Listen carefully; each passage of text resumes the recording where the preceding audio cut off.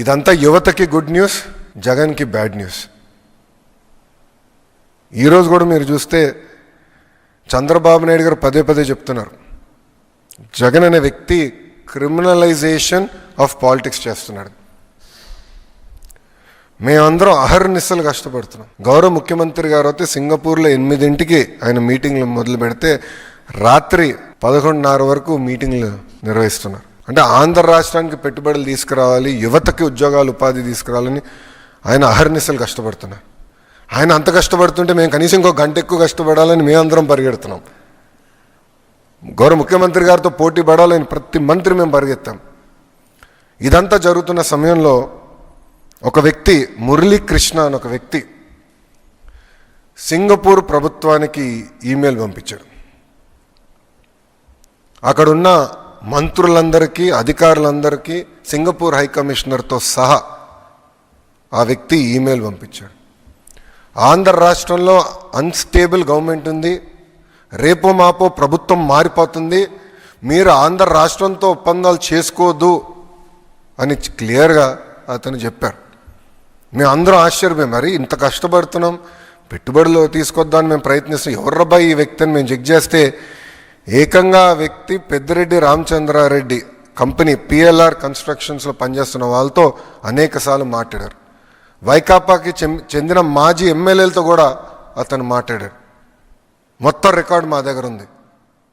అంటే వాళ్ళు ఒక వ్యక్తిని ప్రోత్సహించి అతని చేత ఒక ఈమెయిల్ పెట్టిస్తే ఇవన్నీ ఆగిపోతాయి, అభివృద్ధి జరగదు, అప్పుడు తిప్పి మమ్మల్ని తిట్టచ్చు, అభివృద్ధి జరగలేదని ప్రయత్నం చేస్తున్నాడు Jagan Reddy. This is criminalization of politics. TCS లాంటి సంస్థకి మేము 99 పైసల్లో భూమి ఇస్తే ఎందుకంటే వీళ్ళకి అంత ఏడుపు? కోర్టులో కేసేస్తారు. ఒక సంస్థని ముందలు పెట్టి కోర్టులో కేసేసి CJ గారు బెంచ్ మీద వచ్చేటట్టు చూసుకుంటే చేసి స్టే ఇవ్వమని కోరుతారు. CJ గారు అక్షంతలు వేసి, అవును తప్పేంటి, TCSకి ఇస్తే తప్పేంటి, మీకు ఎందుకు ఇబ్బంది, ఉద్యోగాలు వస్తున్నాయి మీకేంటని చెప్పి పక్కన పడేశారు.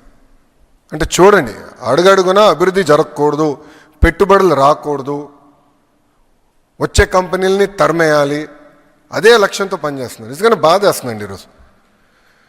ఎందుకంటే సింగపూర్ ప్రభుత్వంలో పనిచేస్తున్న అధికారులు ఒక మాట చెప్పారు.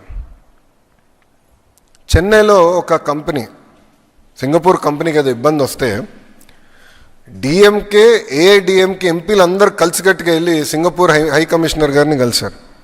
సింగపూర్ అంటే భారతదేశంలో సింగపూర్ అధికారులను కలిసి ఇది ఉంది, ఈ సమస్య ఉందని చెప్పారంట.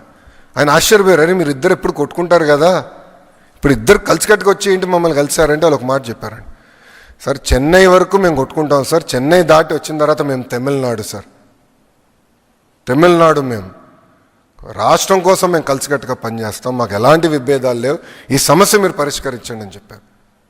కానీ ఈరోజు చూడండి, ప్రభుత్వం ఇంత కష్టపడుతుంటే, పెట్టుబడులు తీసుకొచ్చడానికి అహర్నిశలు ప్రయత్నిస్తుంటే, వీళ్ళు ఇట్లా ఈమెయిల్స్ రాయించి ఏకంగా కోర్టుకి వెళ్తే ఇంకా ఎక్కడ పోతాండి. మనం బాండ్స్ కూడా రేజ్ చేసాం. RBI దగ్గర నుంచి అందరి వరకు వీళ్ళు ఈమెయిల్స్ రాశారు. అంటే రాష్ట్రం ముందరికి వెళ్ళకూడదు, ఎట్టి వరుస ఆపేయాలి, వాళ్ళు చేయరు, చేసేవాళ్ళని చేయనీయకుండా ప్రయత్నిస్తున్నారు. ఇది ప్రజలందరూ గమనించాలి. ఎందుకంటే దీనివల్ల తీవ్రంగా నష్టపోయేది ఎవరండి? ఆంధ్ర రాష్ట్రం. ఎవరు బ్రాండ్ పోతుంది? ఆంధ్ర రాష్ట్రం బ్రాండ్ పోతుందండి. చాలా బాధేస్తున్నా ఈమెయిల్స్ అని చదువుతుంటే. ఒక్కసారి కానీ బ్రాండ్ పోతే ఎందుకు వస్తాడు పెట్టుబడులు పెట్టేదాకా రాష్ట్రానికి? ఎవరన్నా ఒక ప్రాజెక్ట్ వెనక్కి వెళ్తే రేపు ఎవడొస్తాడండి? నమ్మకంతో ఎందుకు ముందరికి వస్తాడు? ఈరోజు బాబు గారి పేరు చెప్పుకుని మేము తలుపులు తెరుస్తున్నాం. ఆయన ముఖ్యమంత్రిగా ఉన్నారు కనుక అందరు తిరిగి మళ్ళీ వస్తున్నారు ఆంధ్ర రాష్ట్రానికి. ఇతర దేశం మంత్రులు వస్తున్నారు ఆంధ్ర రాష్ట్రానికి చర్చించడానికి. మొన్నొస్తే UAE మినిస్టర్ గారు ఫస్ట్ విజయవాడకు వచ్చి ఇక్కడ ప్రోగ్రామ్ చేసిన తర్వాత పక్క రాష్ట్రాలకు వెళ్ళారు ఆయన. Please subscribe to Leo news for more videos.